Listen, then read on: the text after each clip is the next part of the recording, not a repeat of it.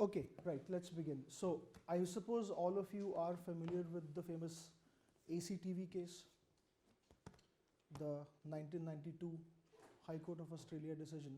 Implied freedom of political speech. That's right, that's right. So, in 1992, the High Court of Australia, by a unanimous, no, there's one dissenting judge, held that the right to engage in political communication, which in US First Amendment jurisprudence terms would be called political speech.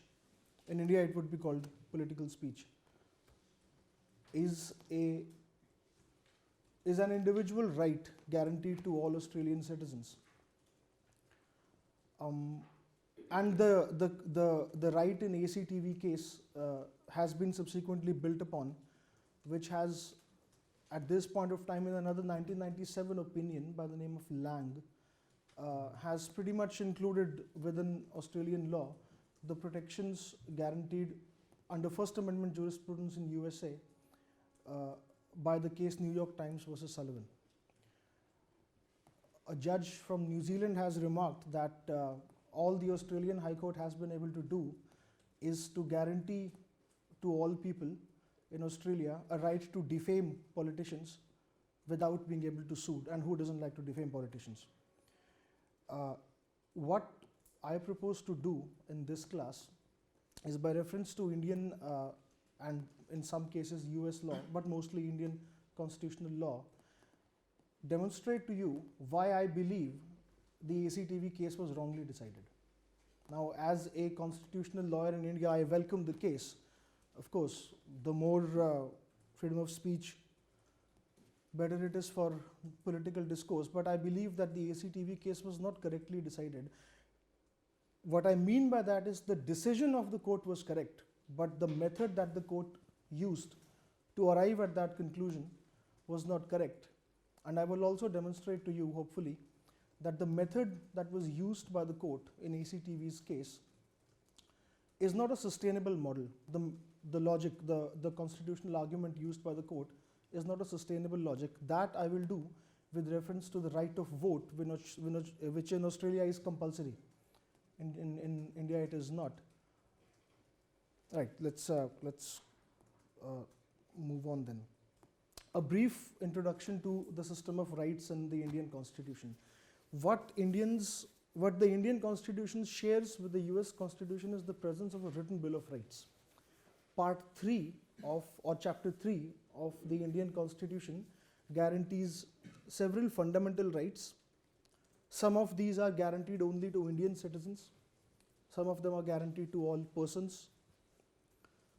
The rights are directly enforceable through the Supreme Court. If a fundamental right is violated, you can approach the Supreme Court directly under Article 32 of the Constitution, or you can approach the High Court of the state under Article 226 of the Constitution.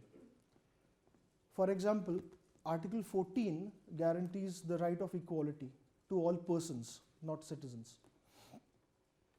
Article 14 says that the state shall not deny to all persons equality before the law and equal protection of the laws. This is taken from, as you might guess, the Fifth Amendment of the US Constitution. Article 21 says that it talks about life and personal liberty. The state shall not deprive any person, again not citizen, of their life or personal liberty without procedure established by law. Procedure established by law has been interpreted in India to mean the procedure has to be just, fair and reasonable. So pretty much on the lines of the due process clause in the US Constitution. Compare this with, for example, Article 19, which lists 6 fundamental freedoms that are only available to citizens. We will focus on 2 of these. Article 19, subclause 1, subsection A, 19(1)A, talks about the fundamental right of freedom of speech and expression. Speech and expression has been interpreted to include political speech, artistic speech, commercial speech, and even obscene speech now. The Supreme Court has not gone to the extent of pornographic speech but obscene speech. Article 19(1)(c), another article that we'll focus on, gives the fundamental right to form associations and trade unions and such, corporate bodies essentially. There are other fundamental rights. One fundamental right that is available under the Australian Constitution is the fundamental right to freedom of religion, which is there in the Indian Constitution as well, Articles 25 and 26. And then there are rights available specifically to minorities. Minorities are to be determined on the basis of culture or language, linguistic and cultural and religious minorities. They have some special rights which are available only to them. For example, if they create an educational institution for the education of their children, if the government provides any aid to these institutions, all the attendant governmental rules and regulations will not be applicable to minority institutions. I can give you an example of this if you want. Right, so coming back to ACTV's case. In ACTV's case, the High Court looks at sections 7 and 24 of the Australian Constitution and says that the structure of the Australian government, of the Australian Constitution, allows for representative democracy. Representative democracy then is understood to mean impliedly including within itself the fundamental right or the right, I'm using Indian terminology here, the right to engage in political discourse. That political discourse is important because people have to make an informed decision about who they are going to vote. If such is the case, then any governmental intrusion upon the right of the people to engage in a political discourse inter se, that is among themselves, or between the political parties and the voters on the other hand, cannot be restricted by the government in any case. As it happens in the impugned legislation, 90% of the free airtime that was available was to be given to current incumbents in the Senate and in the House of Representatives. And the rest of the time was to be divided by a tribunal. All this was declared invalid except one judge. Something wrong with the way this case has been decided. In constitutional terminology, this is applicable across the board in almost all Commonwealth or Anglo-Saxon countries. So I'm taking this classification from Professor Philip Bobbitt, who teaches at Columbia. And he says there are five or six types of constitutional arguments that are usually made. One of those is what he calls a structural argument, and the other one is what he calls a doctrinal argument. I'll give you an example of both of these. Take the structural example, and I'll give you an example of an Indian case. There is so Indian Supreme Court, by the way, doesn't sit en banc like the US Supreme Court. It sits in divisions. The Supreme Court has 30 judges, 31 judges, 30 plus 1 the chief, and it sits in divisions of 2 judges. But whenever a question of constitutional importance is raised before the court, a 5-judge bench, a constitution bench of 5 judges has to be assembled. Procedurally, before a division bench of 2 judges, the proposition would be put forward, and if the 2 judges are convinced, the matter would be referred to the Chief Justice on the administrative side, and the Chief Justice would then assimilate a bench of 5 judges. If a 5-judge bench decision already exists, then a 7-judge bench, and then a 9-judge bench, then 11-judge bench. That's how it goes. The biggest bench that has been ever assembled in the history of the Supreme Court has been a 13-judge bench in the famous Basic Structure case, which held that the power of the Parliament to amend the Constitution is restricted by the basic structure of the Constitution.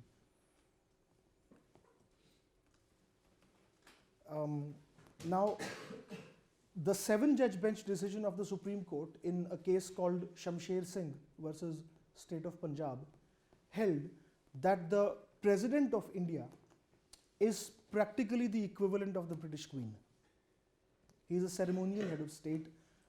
He is to be bound by the advice of the Cabinet.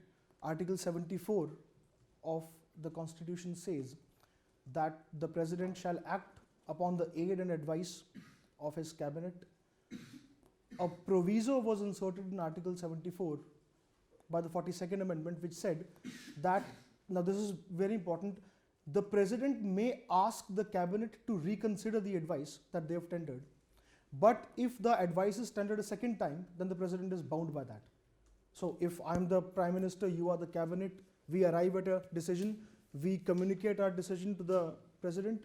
President says, I don't think this is the right way to go. He sends the file back. We take the decision, exact same decision again. The second time around, the President is bound by it. And interpreting this proviso, the 7-judge bench held that the President in India is kind of like the British Queen. He has no powers. He's the ceremonial head of state. The real buck, as it were, stops with the office of the Prime Minister. India follows the same responsible government system as is followed in Australia. The Prime Minister enjoys confidence of the House, and so long as he enjoys the confidence, he remains in office. He loses confidence, he has to go out. So there is no security of tenure to the Prime Minister. Security of tenure is available only to the President, who's once elected, can only be impeached. His term expires 5 years after his election. It has been argued in India that this decision of the court does not lay down the correct position of law, which is to say, the President is bound by the advice of the Cabinet only so long as the President decides for himself or herself that the advice tendered by the Cabinet is not conflicting with the oath of office that the President takes. The oath of office of the Indian President is identical to that of the US President. I shall protect, preserve and defend the Constitution and the laws. Only 2 high constitutional office holders in India swear that oath: the President of India and the Governor of a state. The oath of office of a member parliament or a member of the state legislature, a Supreme Court or a High Court judge, the Prime Minister, all these oaths are, I will work within, I'm paraphrasing here, I will work within the bounds of the Constitution and the laws. Nobody takes an oath to protect, preserve and defend the Constitution except the President, who's the only high constitutional office holder who's elected, though indirectly. Please. Could you just spell out the name of that case? Shamsher Singh, S-H-A-M-S-H-E-R.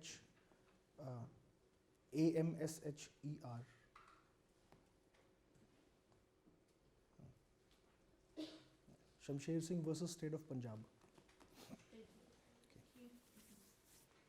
I can give you the citation subsequently. That's, I mean, I can email a copy of the case to read if you want. Yeah, yeah. Okay, where was I? On the oath, right?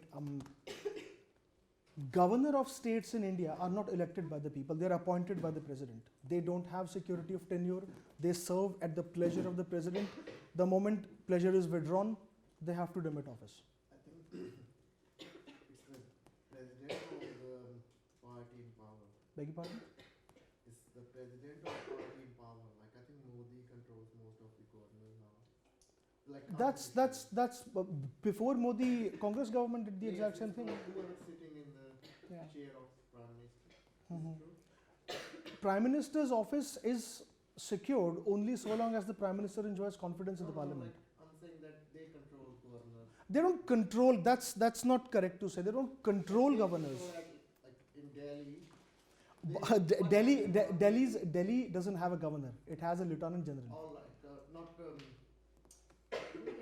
Who has Let's because take the Kejriwal example. is always like saying that LG. Sorry. See, New Delhi has a special constitutional arrangement. There's an Article 243, if I recall correctly, of the Constitution, or 247, one of these. The National Capital Territory of Delhi doesn't have a governor. It has a lieutenant general. The lieutenant general is not bound by the advice of the chief minister of Delhi. Yeah. So Right. he's bound by the. He's bound. He's not bound by the advice of the president either, but he's not bound by the advice of the state cabinet, the cabinet of the new Delhi government. Also, this is very important. The commissioner of police of New Delhi doesn't report to the Home Minister of New Delhi.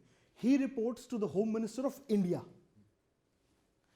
Police is a state subject. For example, in the Australian constitution, the division between federal and state subjects is quite clear. That's section 51, if I recall correctly, right? So section 51 is all the federal parliament's powers. We have the exact same arrangement in India. In Schedule 7, there are 3 lists: union list, state list, and concurrent list. Police is a state subject, meaning the parliament can't make a single legislation that touches the state police, but not in New Delhi.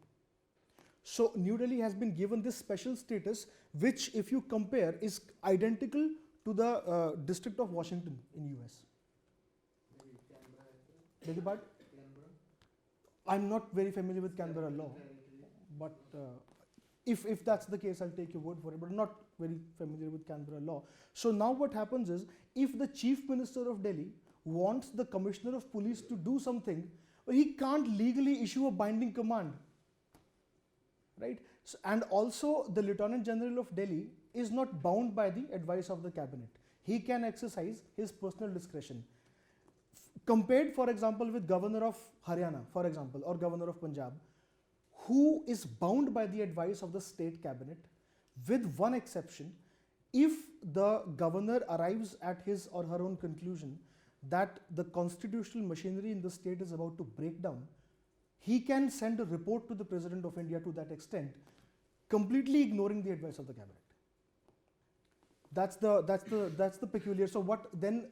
And read with the doctrine of pleasure, it now allows the Prime Minister, whose advice is binding on the President, to basically remove any governor they damn well please. Generally what happens is, whenever a new government comes into office in New Delhi, as a matter of practice, old governors are re-examined and some of them are asked to move. It makes sense because the new government wants their own person in the office. Congress governments have done it before. Modi government did nothing new. What both the Congress governments and the Modi government did wrong was remove governors solely and exclusively on the basis of their political leanings.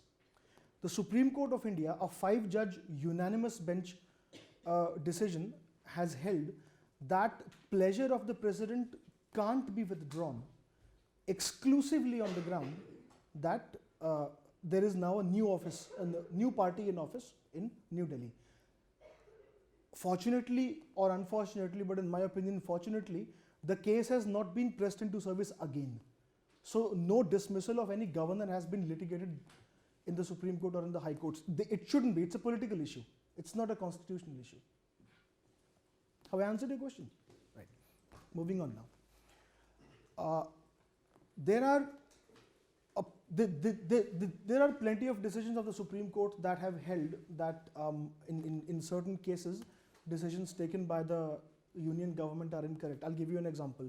There's a very, very famous case by the name of S.R. Bommai, a 9-judge bench opinion, that's B-O-M-M-A-I, S.R. Bommai, about which I have written with an Australian scholar, Nicholas Aroney, in a book that Sean has published. It's the first chapter in the book. So the case is discussed at length in that book if you guys wish to read it. Don't read the case, it's 600 pages. Just read the shorter version. 9 judges writing for the Supreme Court on a constitutional issue, it's bound to get to that level. Anyway, in Bommai's case, it was held that when emergency is to be declared in a state under Article 356 of the Indian Constitution, something that we call President's Rule, which I just spoke about, the governor has to send a report to the President, and the President must be satisfied either upon the report of the governor or otherwise that constitutional machinery is about to break down in the state, and if he is so satisfied, he can suspend the government, he can suspend the legislature. All the legislative authority of the state now vests with the parliament. All the executive authority of the state government now vests with the union government. And when the situation is restored to normalcy, fresh elections can be called. A proclamation under Article 356 stays in force for 2 months, within which it has to be ratified by the parliament by a special majority, 2/3. And if it is once ratified, it stays in force then for a period of 6 months, the 2 months period including, and then it expires. It has to be renewed again. Again, a 6 months renewal could be granted. A total of 5 renewals could be granted. So that means 6 months periods. That's a total of 3 years. President's rule can be imposed and it can stay in force for 3 years at most. In Bommai's case, a presidential proclamation of emergency was questioned before the Supreme Court on the ground that the president has no relevant material available before him to make such a proclamation. The Supreme Court, a 9-judge bench by a majority of 6-3, agreed, and they held that even though satisfaction of the president is beyond judicial review, the court can examine the materials that the Union Cabinet or the president looked at in order to arrive at the conclusion that constitutional machinery is about to break down.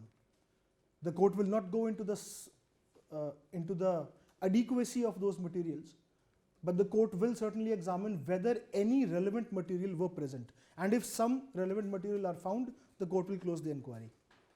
This might sound to an Australian or somebody from New Zealand to be a huge usurpation of powers by the Supreme Court. Let me assure you that it is not.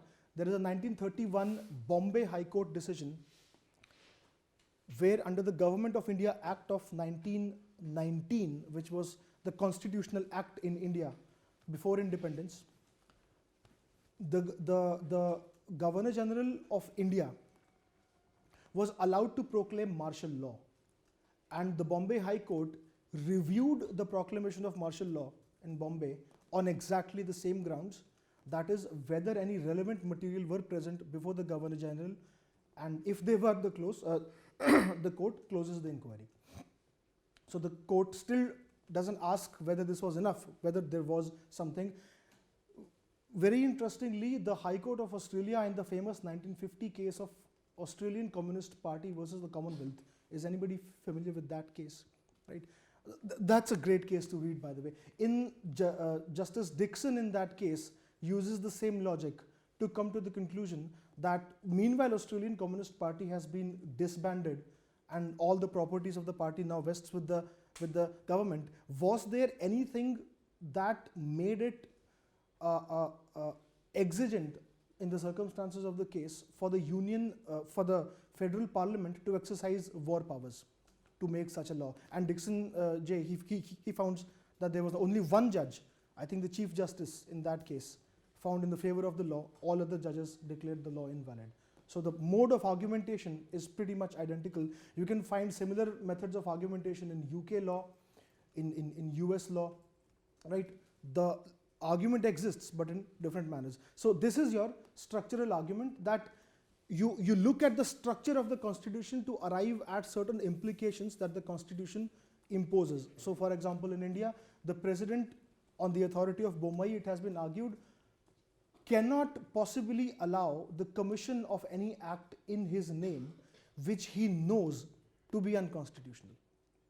So for example, if the Union Cabinet asks the president to proclaim an emergency under Article 356, so he has that document in one hand, and on the other hand the governor of the state says, well, things are okay, there's no need to proclaim emergency.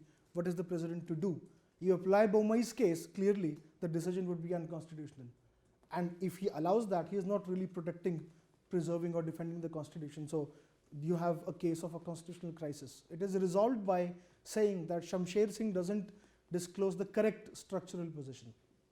Another example of structuralism would be the famous basic structure case. It's called basic structure case, where the Supreme Court of India, a 13-judge bench by a thin majority of 7-6, held that again a case that I would not recommend you to read. Maybe you can read it on your flight. It's a long flight back home, so it will make for an interesting reading. But the power of the parliament to amend the constitution is applicable to the entire constitution. The parliament can amend any provision of the constitution in any way they want. But the parliament cannot, while exercising its power to amend the constitution, do anything that goes against the basic structure of the Constitution. What is the basic structure? Federal structure of the Constitution, secular character of the Constitution, democratic nature and the republican nature of the Constitution, free and fair elections. All these and then some more by case law have been held to be basic structure, part of basic structure. In a subsequent judgment, much late in the day, it was held that Article 14 is also a part of the basic structure. Article 14, as I told you, guarantees the right of equal protection. The only area where the basic structure theory hasn't worked properly, in my opinion, is in the area where certain fundamental rights were held to be a part of the basic structure.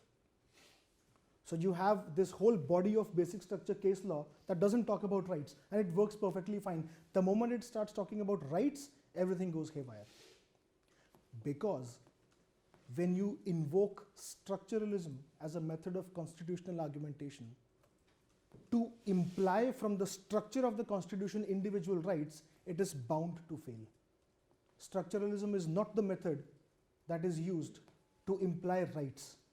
It is a method that is applicable and should be used only to arrive at conclusions as to where the rights and authorities of different constitutional institutions arrive and end. But the High Court of Australia in the ACTV case uses structuralism. If you read the concurring opinions, the argument has been made forcefully and the argument has been accepted forcefully. The lawyers for ACTV in fact pressed into service this argument in so many words that the structure of the Constitution implies a right, an individual right to political speech. The lawyers for New South Wales appearing for ACTV argued the same point. The Kelsey appearing for the government bought into this, and he tries to defend the government's case by accepting the premise that implications can be made to draw individual rights, except this right can't be drawn. That was, in my opinion, in my most humble and respectful opinion, a mistake. Let's cut forward, go back to the Australian Communist Party's case. In Australian Communist Party's case, a fundamental right to political association was pressed into service by the communists, by reference to, again, Section 7 and 24, the exact same provisions used in ACTV's case. What was the fate of this argument? It was disposed of in one single paragraph by one judge. It comes and it dies a very quick, painless death. Nobody looked at that argument seriously. Now compare that with Article 19. Article 19(1)(a) in India grants all citizens the fundamental right of freedom of speech and expression. Article 19(1)(c) grants the fundamental right of association, political association, trade unions, cooperative societies, you should remove the thing first, okay. Right, now, if the right of political speech is implied from the representative character of the democracy that is practiced in Australia, then why cannot, on the same logic, the right of political association be implied from the exact same provision of the Constitution? Think about that question for a moment. If right to political speech is so important to preserve the representative character, then by logic, anything that enhances the representative character is just as important. So if people are to be allowed to freely exchange political views, why are they not to be allowed to form into associations to exchange those views? Or for pure dead political action of any kind and character? That's a question that the court doesn't answer. It has to answer that question. If they don't, then entire decision-making methodology of the High Court becomes a bit suspect. Talk about fundamental right to freedom of speech in India. It doesn't say political speech. It doesn't use the phrase the freedom of the press compared with the First Amendment, which specifically uses the phrase freedom of the press shall not be abridged by the Congress. But in India, fundamental right of speech and expression has been interpreted to include the freedom of the press. What has happened in India, this might be interesting to note, now that you all have a fundamental right of political speech at least, it was drafted in a neutral manner. They said fundamental right of freedom of speech and expression. Subsequently, what has happened in India over about 70 plus years of jurisprudence is political speech has been given an exalted status compared to other kind of speech. So you have two rationales working parallelly in India. One is what I would call the democracy rationale, and the other is what I would call the freedom or the liberty rationale. The Supreme Court said that any prior restraint or a pre-censorship requirement, if it is imposed on the press, is per se unconstitutional. There are 3 cases in 1950s, decisions all delivered by the same bench on the same date, reported in the law reports in succession.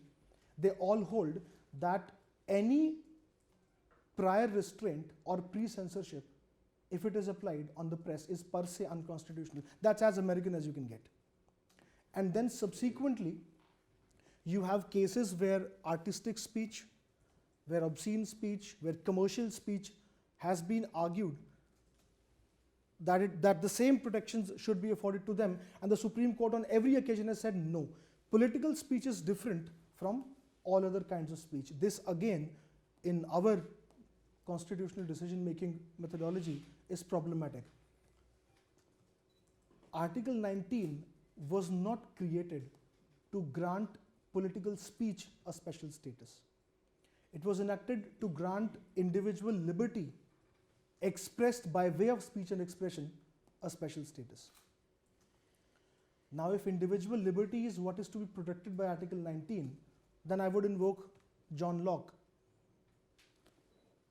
The government exists to serve the people, and all the rights and liberties not expressly allowed to the government to regulate are protected by the people.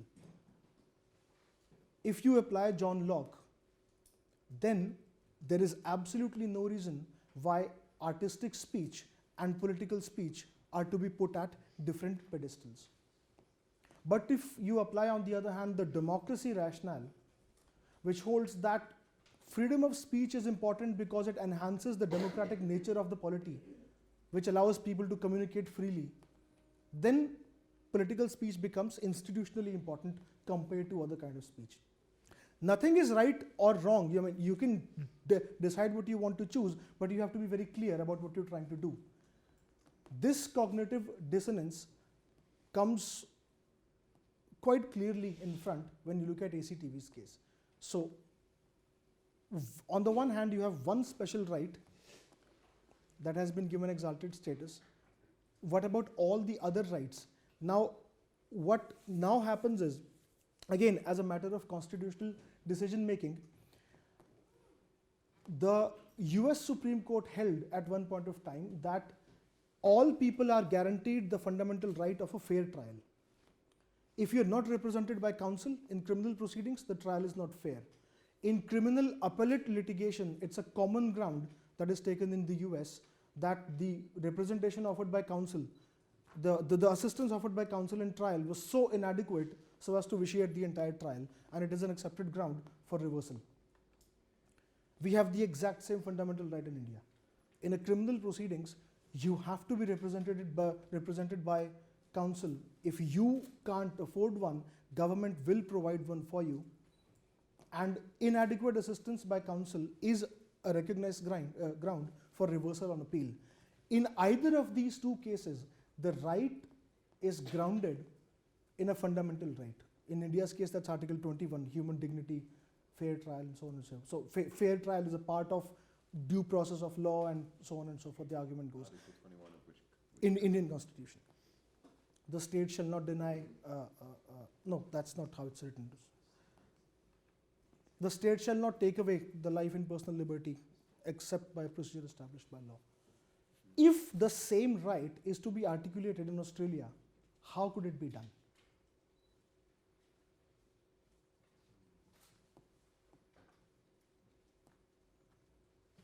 If we were to argue that human dignity and freedom and liberty is an essential part of being an Australian, then how would this right be articulated in constitutional terms in Australia?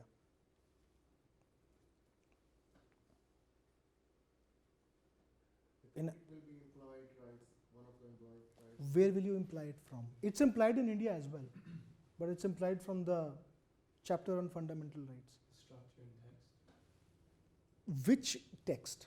Let's get to structure in just a moment, but which text would you use? You'll have to fall back on Article 51, right? Sorry, Section 51. I don't think there is any other, Section 92, that's trade and commerce, that's a right, but nowhere even close. So you'll have to fall back again on Section 51, but Section 51 is not about rights, it's about dividing the constitutional legislative competence. Well, I remember some of our rights they tried to imply them from the rule of law, which I think the preface of our constitution implies is fundamental to our constitution. Then the argument is the preface a part of the constitution or not? Yeah, it's drawing an implication from an implication. Yeah. It has been, this argument was used in the basic structure case, that by reference to the Australian constitution, that the constitution of Australia begins from Section 7. The constitutional statute includes these other, so constitutional statute and constitution are two different things. The argument was never accepted. Okay. And what about the, I think it was maybe Section 8 of the Colonial Laws Validity Act, which kept our state courts in existence from colonial times. And I think that incorporated the rule of law from English law because the state courts continued, but I remember that wasn't then incorporated into federal law. So I see where you're saying it can't be drawn into. So any it's federal a long jump, right? Yeah. You have to travel a long way. If you think about it, without a written Bill of Rights, it's very, very difficult to imply these rights. You have to have a written Bill of Rights. Now, that's a political decision. If people of Australia want one, they will enact one. But until the day that doesn't happen, can you imply individual rights from the structure of the Constitution? It's very, very difficult, completely inadvisable to do so. In fact, on page 85 of his book, Constitutional Fate, Professor Philip Bobbitt, when discussing the nature of a structural argument, specifically says this structural argument is not to be used to deduce individual rights. It won't work, it can't work. And then he goes to show as to how that's not a good idea in the US. Why is it not a good idea in Australia? I'll switch now to a particular aspect of political speech in India, the right to vote.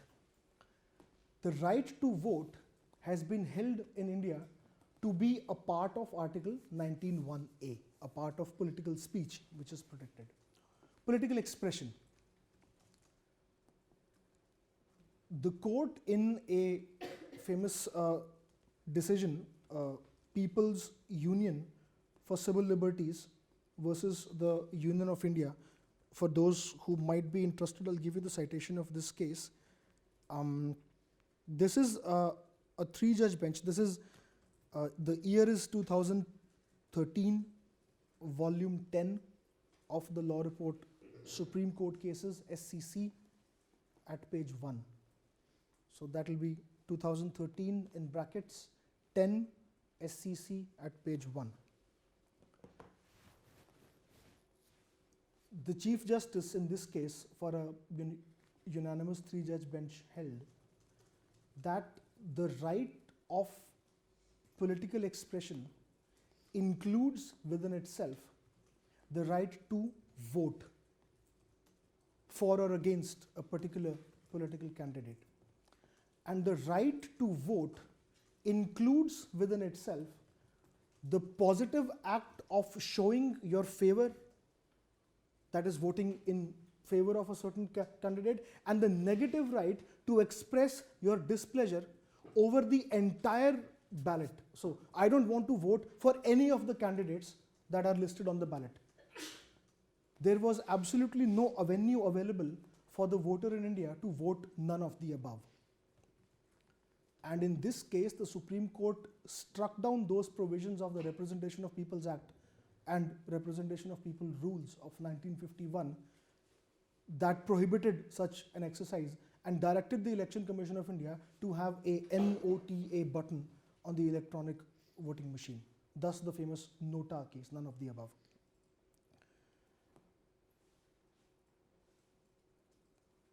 There is this incident of Melissa Manson of Victoria in 1999, who was jailed for contempt of court after she refused to vote, and when she was fined, she refused to pay the fine.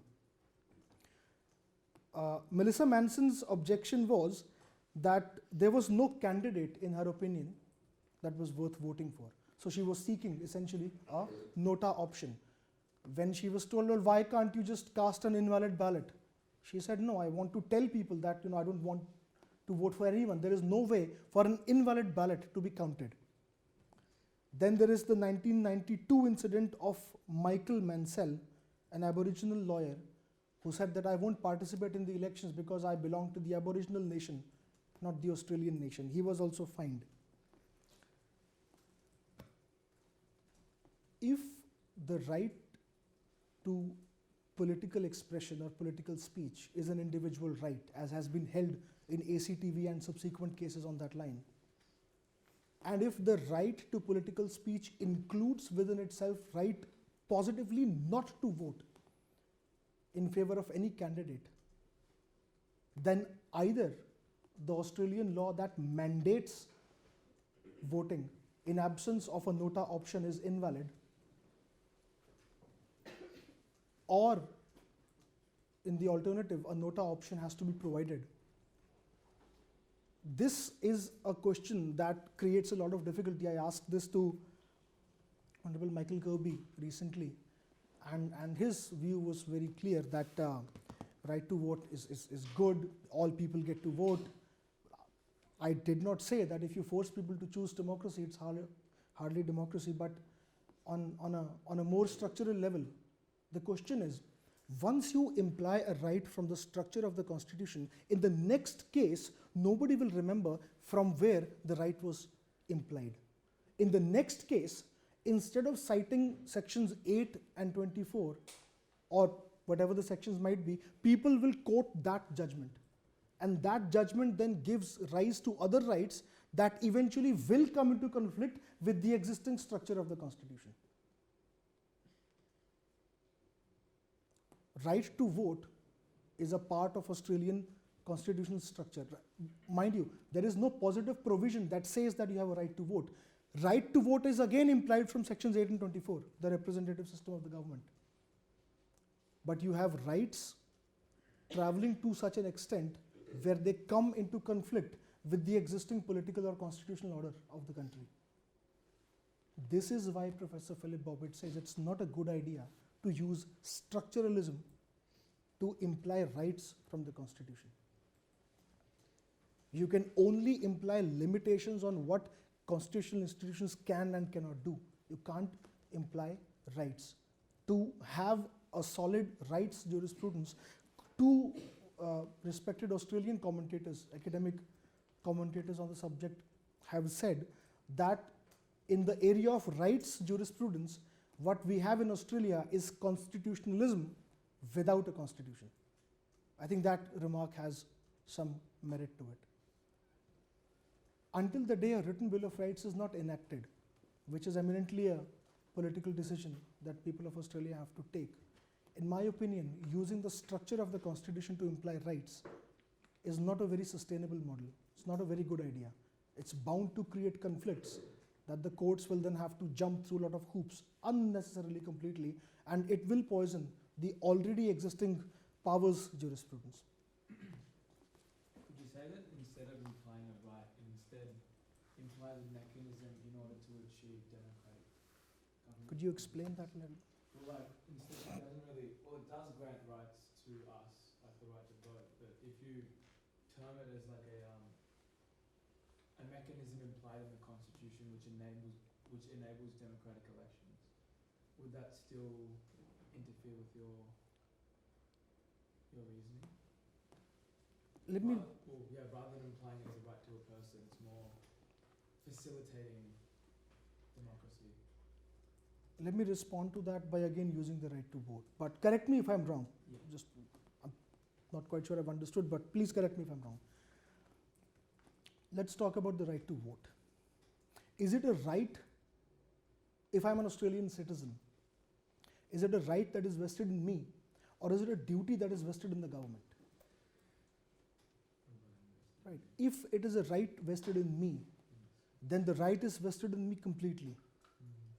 So when I say that I am not going to vote, and the government says, well, we'll put you in jail if you're not going to do that, that doesn't make a lot of sense. If I say I would like my right to be expressed or exercised in a certain way, and the government says, no, we won't allow that, but the government give a corresponding sufficiently grave justification, then again it doesn't make any sense. On the other hand, if it is a duty vested in the government, then it is upon the government to ensure that I do my part, and if I don't do it, they can impose criminal or civil sanctions on me. So is voting in the Australian system a right or a duty? If it is a right, then the government has to facilitate the exercise of that right. If it is a duty vested upon me, then the government is well within its rights to impose sanctions on me if I don't observe it. That is a question that has not been answered so far. Have I answered? Yeah, that makes sense.